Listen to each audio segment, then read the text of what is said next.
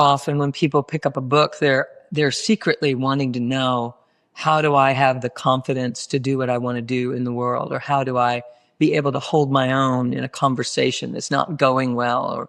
Or how do I become more developed in my self-esteem and my personal power so that I can go out there and get what I want and make it happen in my life? And I want you to know that what happens is something deeper than that. With the anatomy of awakening, what we're actually doing is we're delving deeper than the personality. We're not here to become more self-confident, although self-confidence comes as a byproduct of what we're doing. What we're actually doing is not only learning about the system of awakening, but we're awakening. And what we're realizing in that awakening is that I'm more than my personality self. I'm actually the soulful self. We've been living as a personality that has a soul. And in reality, we are a soul that has a personality. And if we recognize that, we start to infuse the personality with a soulful presence. And so we have patience when we didn't before. We have a presence when we were searching for confidence. There is a presence that replaces the search for confidence. There is a sense of self where we previously were seeking that as feedback from others. We're constantly looking to the outer world to give us feedback as to who we are, if we're delivering good enough, or if we measure up, or if we're acceptable or lovable, or if it's going to be okay. And when we get that, it's great. And when we don't get that, it's not so great. And so we would like to stop the need for that so that we can become unconditional, so that we're actually allowing it to come through into our life experience beyond condition. So whether or not others are telling us that we're okay, or we're fitting in, or we're doing this and so forth, whether or not that is happening, we already know. We know.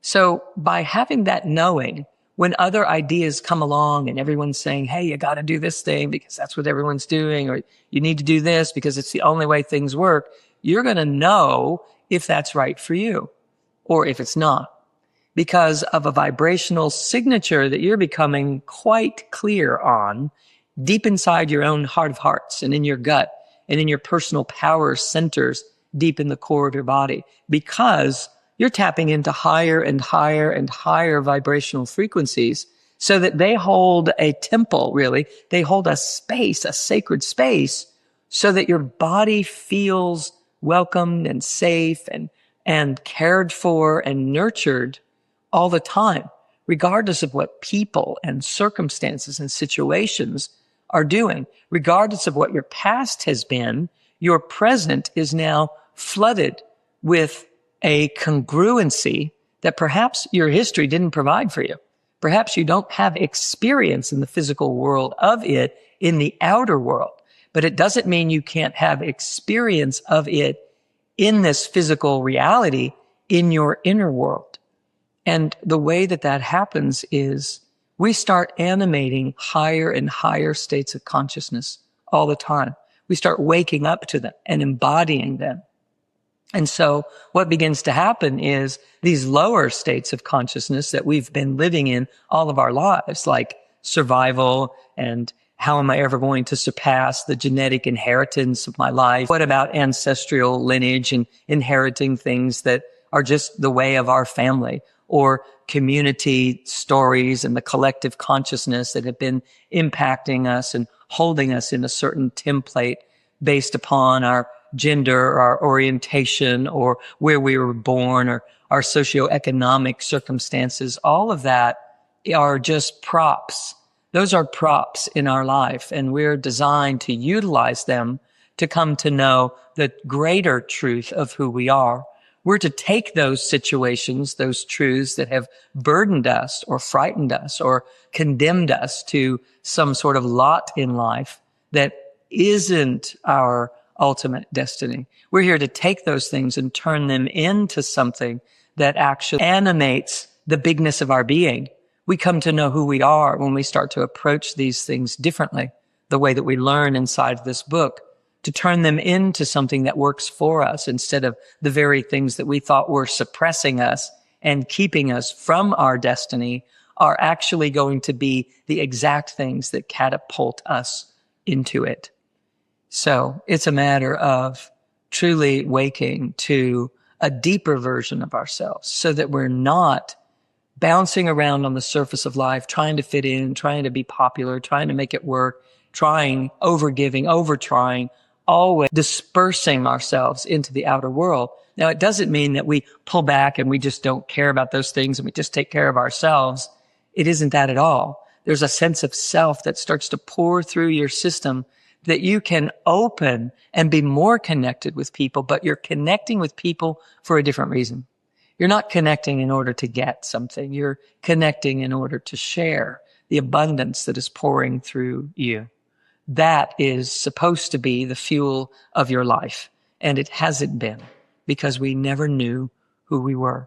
We were disconnected and operating as a separate self, immersed in pain and cloaking that pain, trying to reach out and connect to feel better than we do as an isolated, separate self.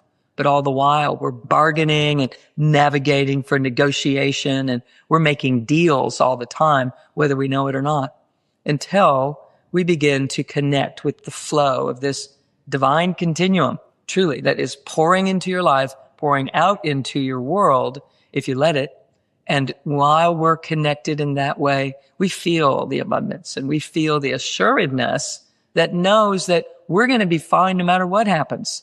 So if this falls apart, if the workplace doesn't appreciate what I have to offer or have to say, if my partner goes away, if my children never understand me, it's going to be okay.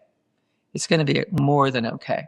In fact, if those things are happening, they're only happening so that you can start to get a better view on how attached you are, how much you've been depending on the outer world for a sense of self, for a sense of okayness, for a sense of belonging, for a sense of worth, for a very ability to exist.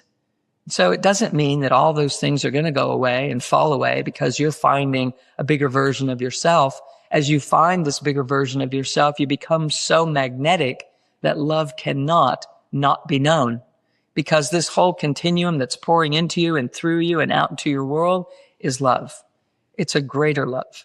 It's not a bargaining love. It's not the romantic love that we've been taught about in the outer world, etc., from Hollywood and all of the dramas that we've conjured up in our lives. It's a love that is the life force itself.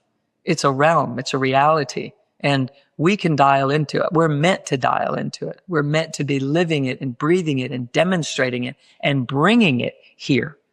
But when we're operating as a separate self, we're just getting the crumbs and any little morsel that will bounce off the movie screen and land in our laps and cause us to feel a little better about ourselves for a minute.